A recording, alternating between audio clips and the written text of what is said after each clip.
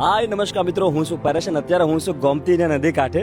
આ ગોમતી ઘાટ તરીકે ઓળખાય છે. સામે દ્વારકાધીશનું મંદિર છે અને એમની બાજુમાં ગોમતી નદી વહે છે અને આગળ જતા આ ગોમતી નદી સમંદરને મળે છે. અહીંયા હજારો શ્રદ્ધાળુઓ દીવા કરે છે ગોમતી નદીમાં અને એની શ્રદ્ધા પૂરી કરે છે. આપણે ગોમતી ઘાટ ઉપર આવીને આ માછલી લોટ ખવડાવવાની મજા આવે. તમે જેવો લોટ નાખો ને તરત પકડી લે.